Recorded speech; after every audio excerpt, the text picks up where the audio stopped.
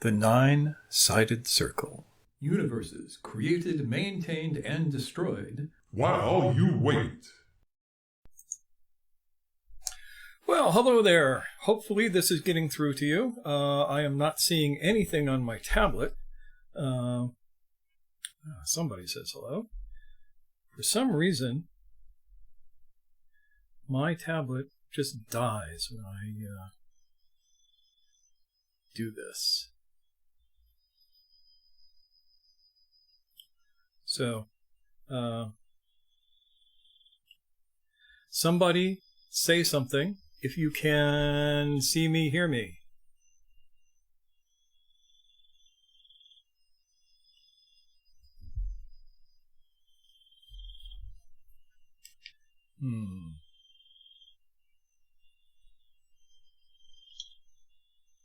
The Nine-Sided Circle.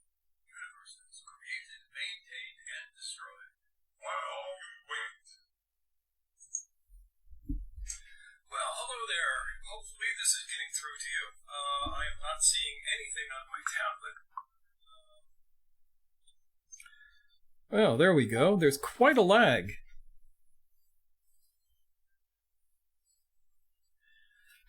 All right, so I'm going to assume that this is going to continue getting through, and I'm just going to start.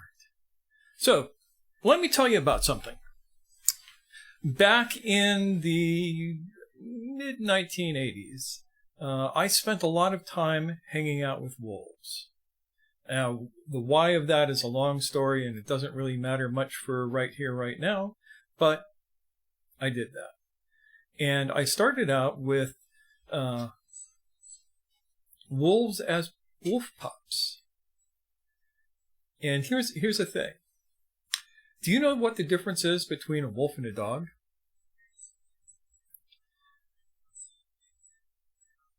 And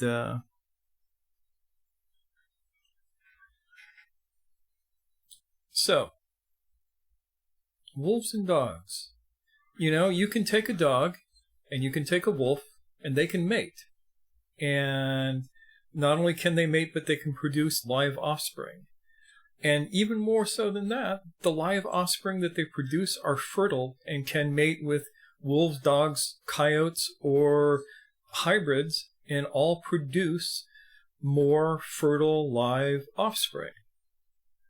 That means that a wolf and a dog are incredibly closely related genetically.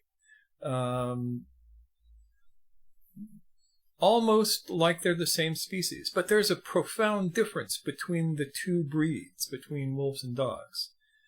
And usually I would do the whole Socratic thing and ask you questions, but that's nearly impossible to do on Facebook Live because of the incredible time lag. So what I'm going to do is just tell you. A wolf and a dog are basically identical in personality and behavior for about the first 18 months to 2 years of their lives. And that means that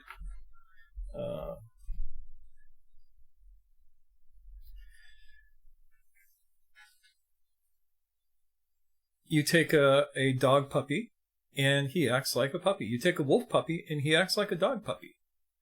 And that will be the fact until one day the wolf stops acting like a puppy and starts acting like a wolf.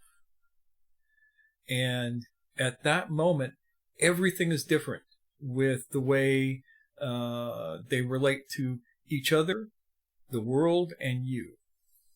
And the first time I experienced this, it was quite an interesting and in some ways revelatory experience. So this gets me into what I want to talk about with the idea of domestication. A dog is a domesticated animal that is closely related to a wolf.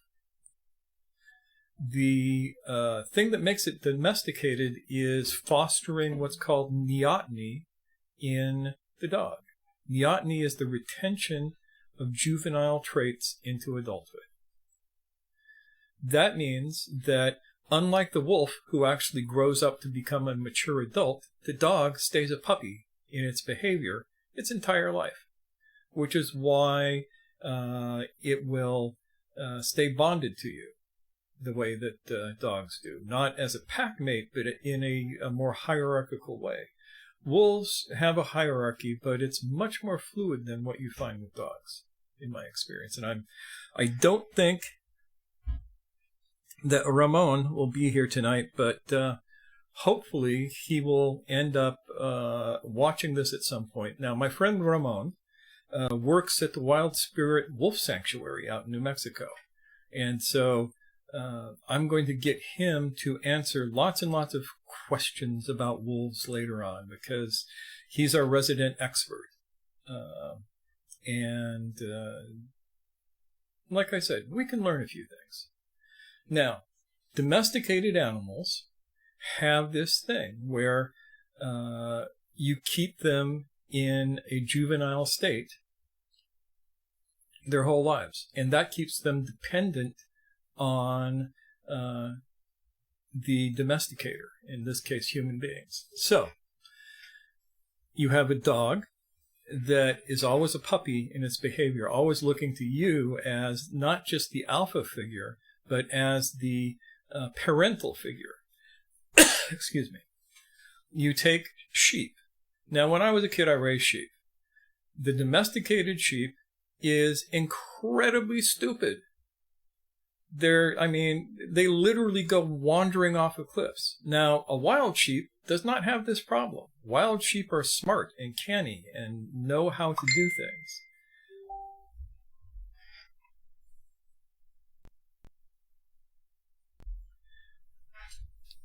Hang on, I have a message coming in here. Okay. Not sure what that means.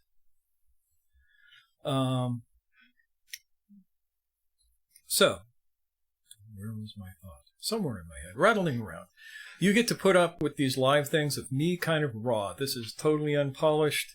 And even worse, my usual method is to talk to people and get responses from them rather than talking at the imaginary people that I see through the eye of the camera here. So, wild sheep smart, domesticated sheep stupid. Wild turkeys incredibly smart, domesticated turkeys, there are rocks that are brighter. And it's not just a lack of intelligence, it's a lack of what we would think of as proper agency. Now, a wolf cannot be trained. A lot of people make this mistake. They think, oh, I'm going to get myself a wolf or a high percentage wolf hybrid, and I'm going to train him up, and he's going to be my buddy, and he'll do everything I tell him to. And this is why there's a place like the Wolf Sanctuary, because it doesn't work that way. You cannot train a wolf, because a wolf, after they reach maturity, is an adult animal with its own agency. The best you can ever hope for with a wolf is to work out agreements. And the wolf understands that the agreements are renegotiable at any time. Now, why am I telling you this? Because I would like to suggest that human beings, modern human beings, are domesticated primates. Now, for any women who are watching, think about all of the times you said, men, they are such children. And it's true. So are women, but we won't point that out. There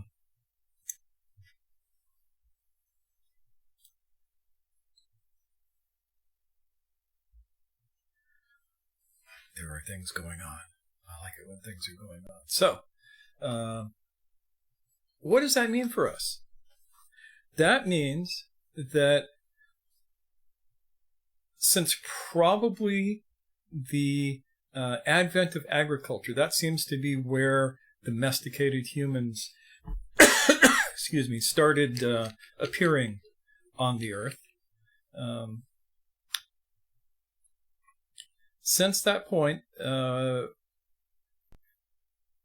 from a Darwinian standpoint, domestication for human beings is an incredibly efficient way to pass on DNA. Individual humans don't matter at that level. But what if there were a possibility for each and every one of us to actually achieve adulthood? I don't know if you can even conceive of that. First of all, you have to conceive that you haven't reached adulthood yet to a greater or lesser extent. And then you have to entertain the idea that maybe you could. And then you have to ask yourself, what will that take? And what do you get for all of this? Well, one of the things that you get is a certain sense of isolation from society, because society is based on everybody being a juvenile. I mean, look at the news. Then go read Lord of the Flies. Then look at the news. Then read Lord of the Flies again. And ask yourself, are we not living that scenario right now at some level or another? The behaviors that we see in the world are not the behaviors of adult human beings. Just flat out, they aren't. How do we know this? Because we have experienced cultures that actually still matured to the point of human adulthood in the recent past. We encountered some when Europeans came to the Americas. Some, but not all, native peoples were really still moving towards human adulthood. Some not. You can tell when you have a neotenous society, because that's where you get the ideas of kings and emperors and queens and empresses. When you start developing a hierarchy where some people are on the top, and just by their nature,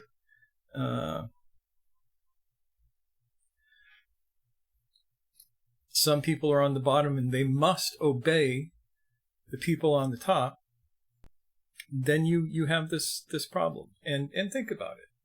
Why is it that the military looks for people from 17 to 25 as their prime recruits? The military would not ever let me join them at this point. And it's not because I couldn't do the physical work. I probably could, or a great deal of it. It's because if some idiot told me that I needed to go charge that machine gun nest with my bayonet out, I'd shoot him. I would not charge the machine gun nest. A 17-year-old will charge the machine gun nest. He will do what the alpha male tells him to do. He'll do what the father figure tells him to do. And that's why domesticated primates have been so successful at spreading themselves around the world. When you get a king, everybody under the king obeys him, no matter what. Or the king's henchmen jump on him and beat him up or do whatever they do.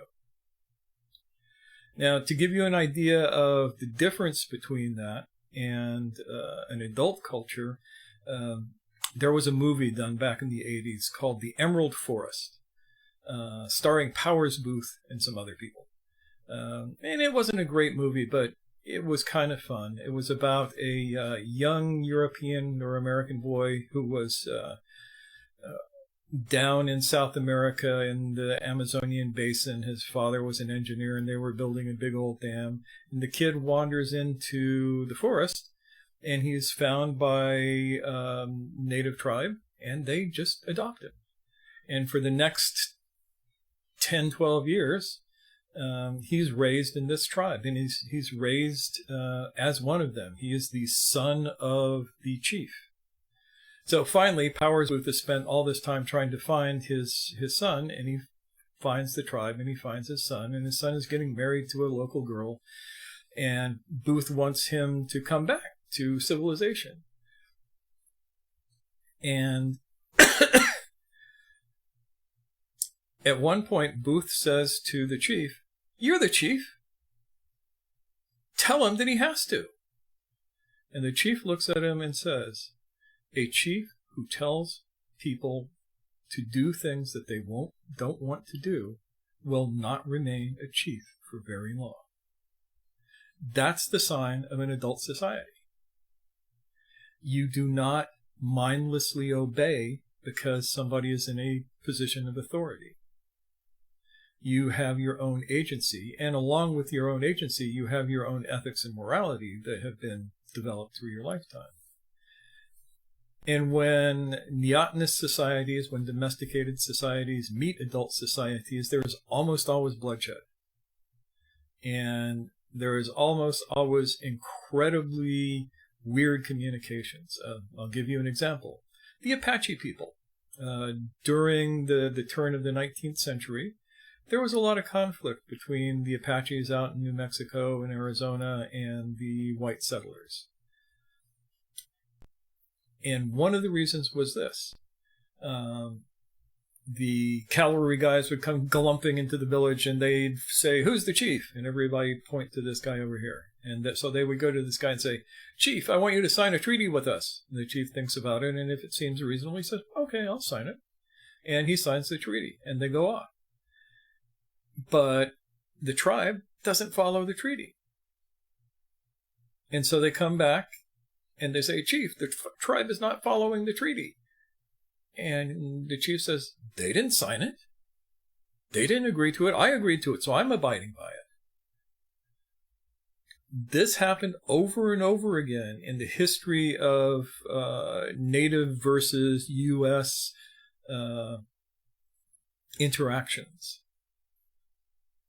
And I want you to think about that. The idea of having your own agency to the point where nobody gets to make decisions for you. They only get to make decisions with you.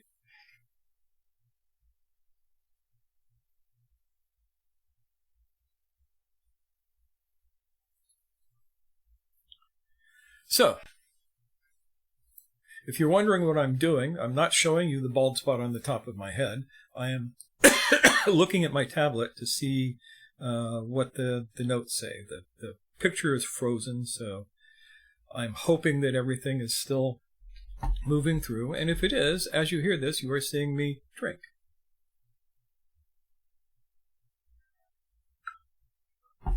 So a quick check. How is the picture doing? Can you hear me? Can you see me? And am I still moving back and forth?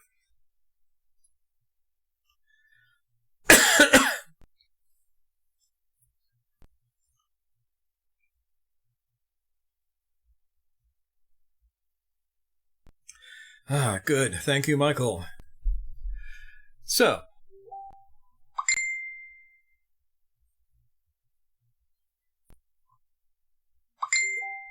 excellent.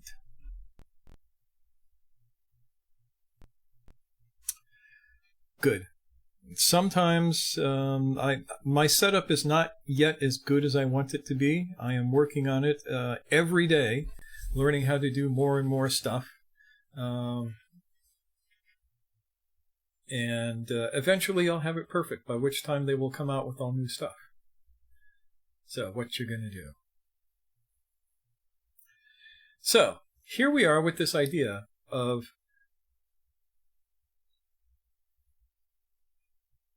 how can I put this delicately? If you are listening to this, you are probably still in a larval state. And you have yet to metamorphosize into your adult form. Now, it is possible for you to do this. Cats are a wonderful example of this. Did you know that cats are an animal that domesticated themselves? As far as we can tell, we didn't grab them and breed them to be domesticated. They moved in on us, and they domesticated themselves, which is why it is so easy for them to go feral again, because all of the wild traits that they have, or they had, they still have. They're just buried under a thin veneer of domestication. Well, human beings also domesticated themselves, and we are capable of going feral again. And I'm going to suggest to you that the idea of going feral is incredibly healthy and transformative, and will not just transform you, but it will help transform the world around you in strange and interesting ways. As long as you always remember the rule that myself and my friends came up back around 1967, which is, don't freak out the straights. Whatever you do, don't freak out the straights. Think about that. Domesticated primates will tend to want to kill, destroy, wipe out anything that is not them. We see this in wild primates as well. I don't know if you all know about the blue baboon phenomena, but if you take a baboon out of its pack and you paint it blue and you throw it back in with its pack, even if it were the alpha male before, the rest of the baboons will attack it and kill it because it looks different. So if you appear too different, the straights will want to kill you.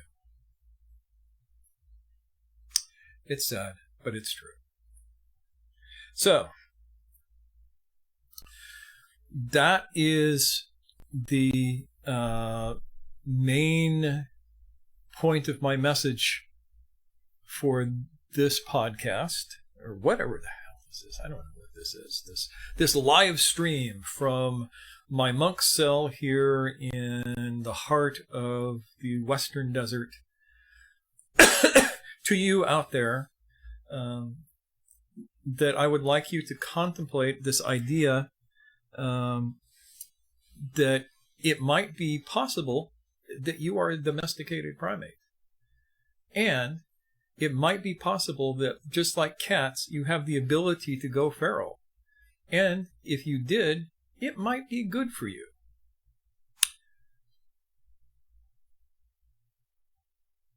So, here's a question for you all. If this were the case, what would it mean?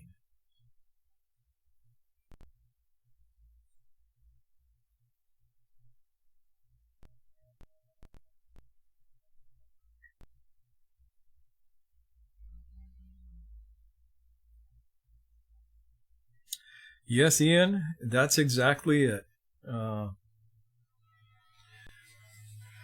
One of the things that all domesticated civilizations are adamant about is that thinking is not allowed, at least not outside of the accepted forms, which is why we have things like religions. You know, you have certain game rules for every society, and if you do not play by those game rules, they will freak out and they will hunt you down and kill you, if they can, in one form or another.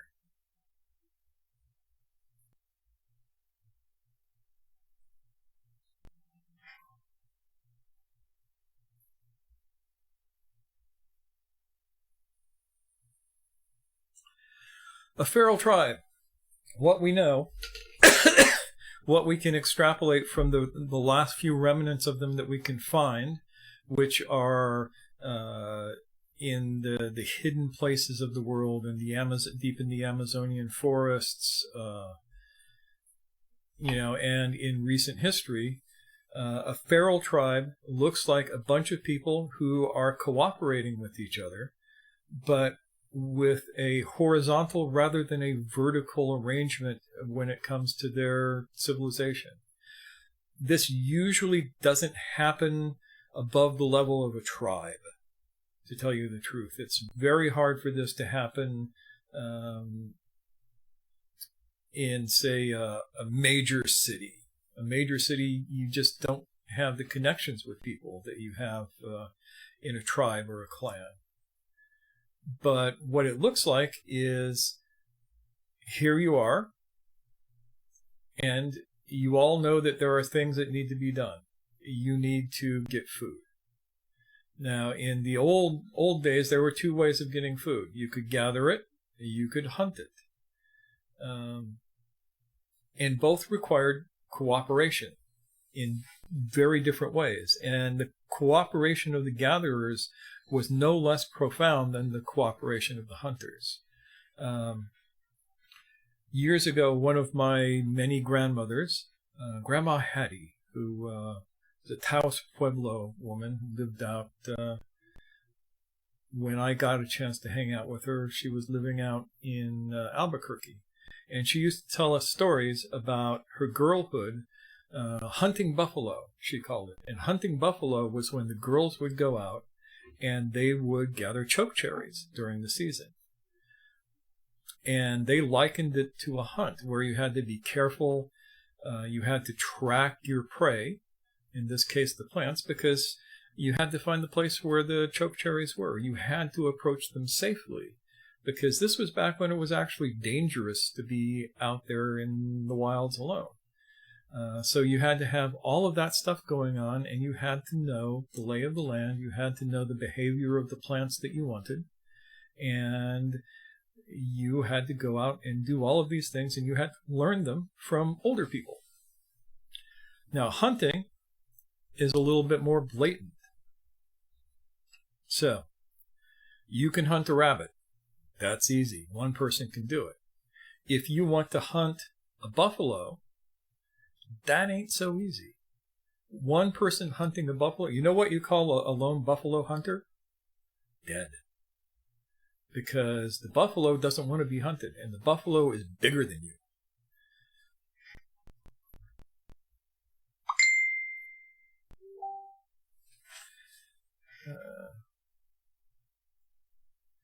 Okay, this is a test to see if you can hear me. I just got a note saying that everything got cut off.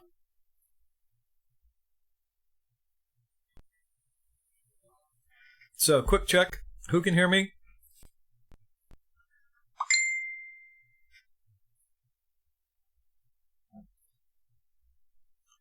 I'm not seeing anything. Somebody type something if you can hear this. Type anything.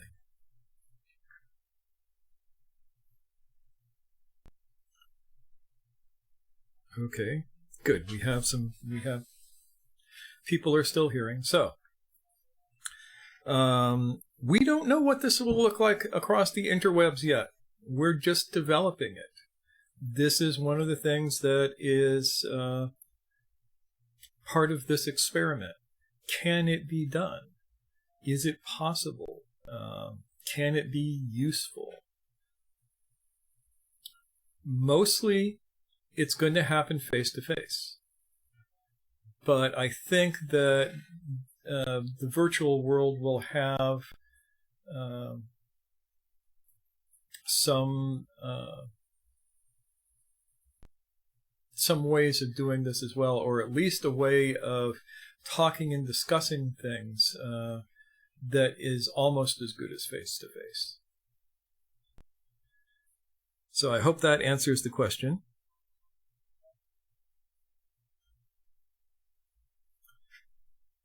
Yeah, 15-second lag. So,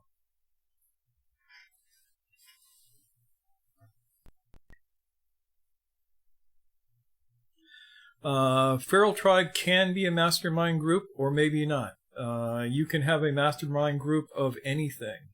I've seen a lot of mastermind groups lately because I've been doing all sorts of research on how to do what you're seeing today, how to do internet teaching, internet marketing, how to get your message out, how to make all of this work. And the domesticated primates are all over the place on the interwebs.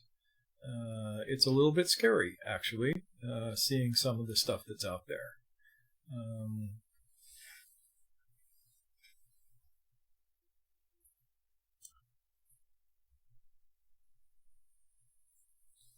Yep.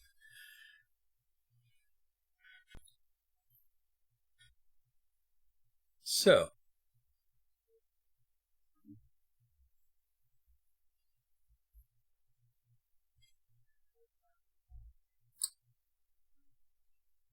trying to think of some other fun metaphors for this. Okay, let's talk Greek myths for a second. This is something I noticed a while back, and I think that it may be useful. In Greek myths, you have three heroes. You have Hercules, you have Achilles, and you have Odysseus.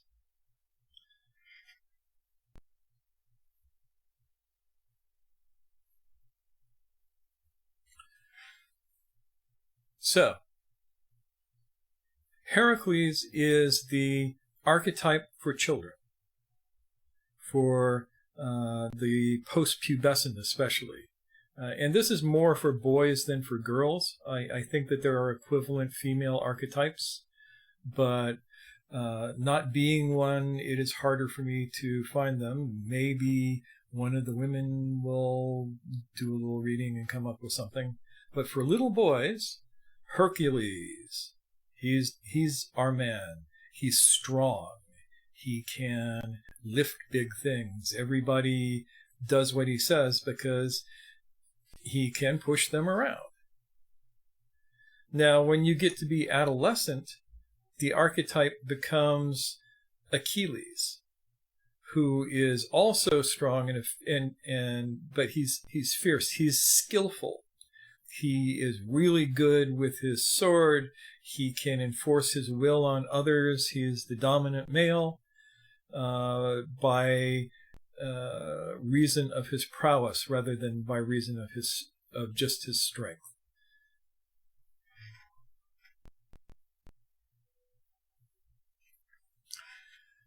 Now, the third archetype in Greek mythologies is Odysseus. Odysseus is an archetype for the adult male. He's not the strongest. He's not the fastest. He is not the youngest. He's not the most skillful at the sword, but he can solve problems. If you think about it, it was Odysseus who ended the Trojan War. It was him who came up with the idea of the horse. It wasn't Achilles. Achilles was like, charge! You know, Hercules wasn't there, but if Hercules had been there, he would have walked up and hit the walls of Troy repeatedly with his giant club until such time as he battered a hole in them. So, the Greek archetype of the adult human male was Odysseus. And I think that is actually worth a little study. Looking at him as a problem solver, him as the clever man, him as the almost a young or a small Prometheus, a fire stealer. Yeah, Ajax was an oaf. Ajax was just another big, dumb, small guy, or big, dumb, strong guy, and Odysseus basically kicked his ass, if you remember the story. And he didn't do it by being stronger. He did it by being cleverer and more skillful and knowing his tools better. So, yep, Ajax would have been the Hercules of the Trojan War. He fulfilled the same position, and it's a good example because you have all three characters in the same story.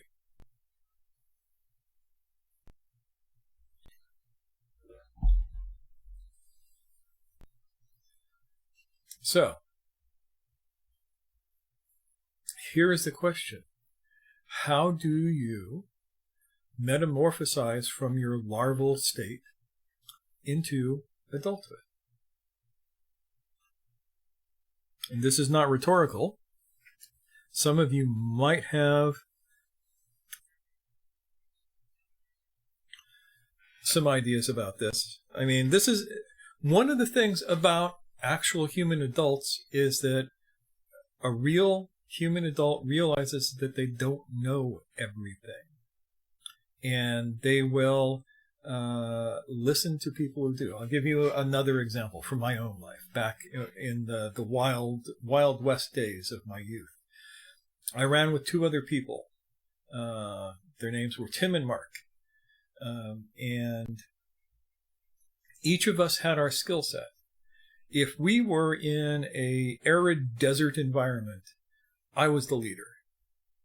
If we were in a jungle environment, Tim was the leader. If we were in a heavy-duty, raunchy urban environment, Mark would be the leader. And we would shift naturally through these positions, depending on what was appropriate, what was useful, and what the environment gave us, because each of us had our particular skill sets. And it would be not just dumb, but fatal to try and be the leader in a place where you did not have the best leadership skills. If we were in the middle of the Mojave, and we were actually in the middle of the Mojave once or twice, and we tried to treat it in the same way that we would if we were in the middle of South Central LA, we would all die, and vice versa. So, adult human beings can fulfill any number of different roles, and they can allow the momentary leadership to default to the most skillful at the time.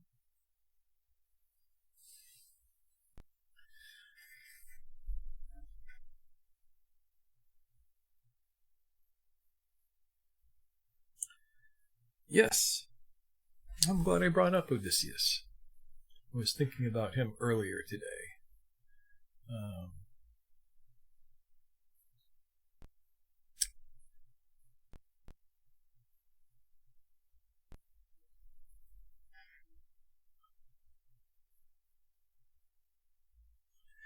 Yes, Shane, you are absolutely right. Adult human beings have learned how to communicate and compromise. Compromise is where every member of the party gets something. Though in America we think that compromise is where every member of the party loses something, but that's not the case. So think about that.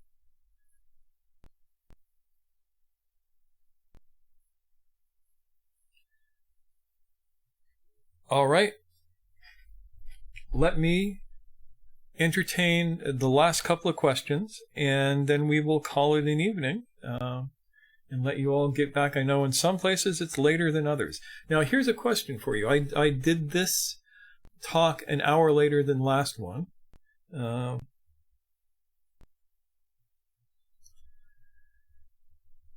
What is a good time for everybody? Let us find a compromise time that works best for everyone listening. You know, I'm right now on West Coast Pacific time. Shane and Bill are on East Coast time. Ian is on East Coast time. When is the best time for me to do this? I'm going to be doing this virtually every Sunday from now until the world is a better place to live in. So it might be a week or two.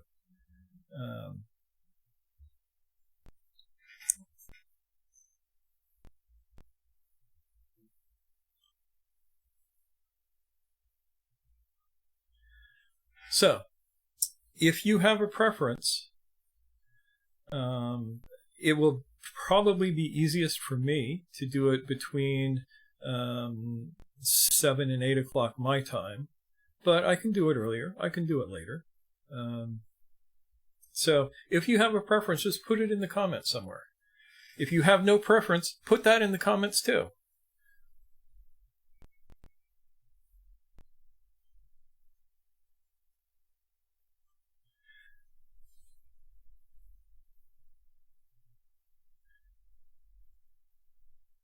So, back to this idea of human adulthood. In order for you Now, here's the thing. We develop into our larval state basically automatically. We finish our development right around puberty. And this is not physical development. This is the emotional, psychic, spiritual, whatever you want to call it.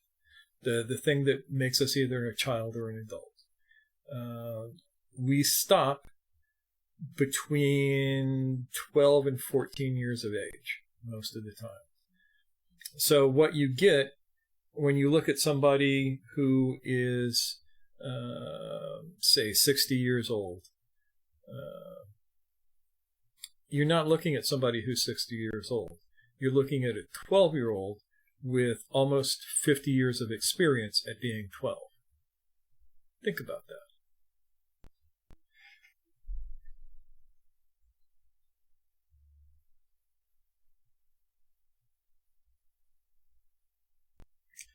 Ah, yes.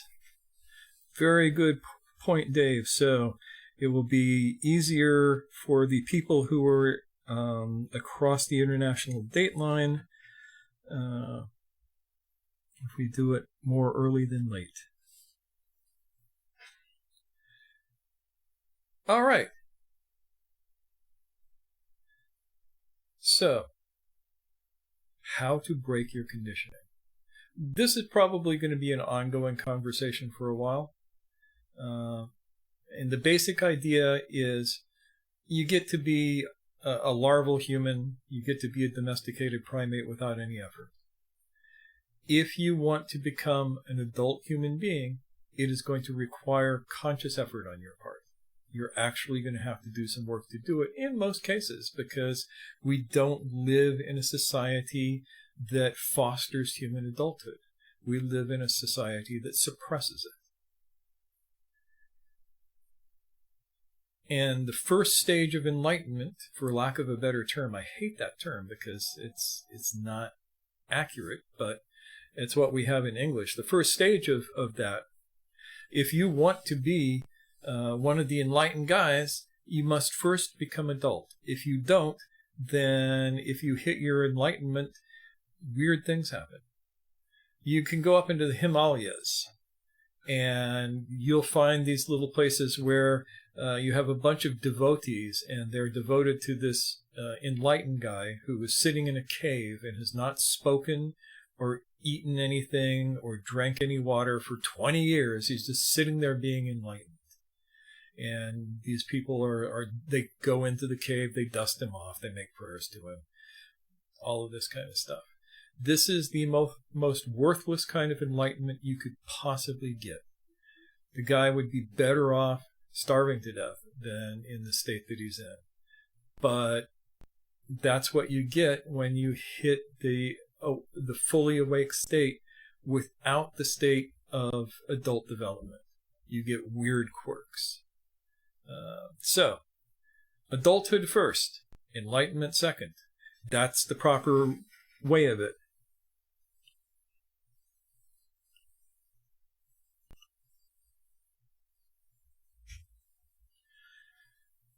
All right.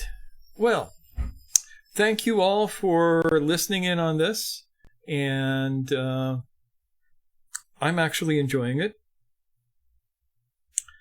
The late Alan Watts, yeah, I can tell you some stories about him. He was totally right about that.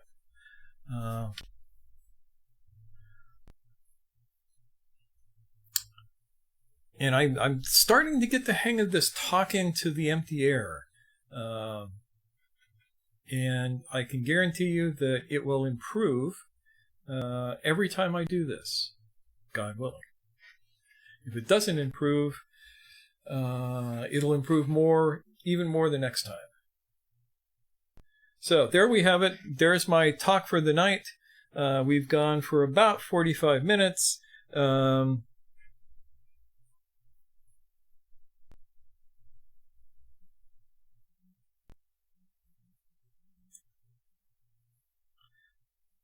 Yes, adulthood first.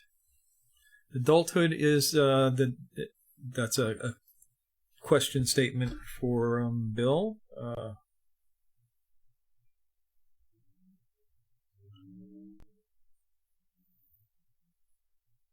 Yes, awakening has less semantic freight, and adulthood is definitely a healthy prerequisite to awakening. I can tell you that awakening without that can be very crazy. So let's do it the easy way. And for most people, what they want is to emerge into the adult state. They don't necessarily want to be the Buddha or, any of this kind of stuff, but they want the qualities that the human adult has, not the least of which is agency.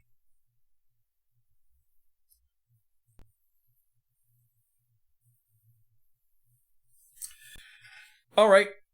Enough of this silliness. Go forth. Have fun. Think about this. If you have questions, come back and write them in the comments. I guarantee you that I will read them. And if it's a really interesting question, I might even answer it.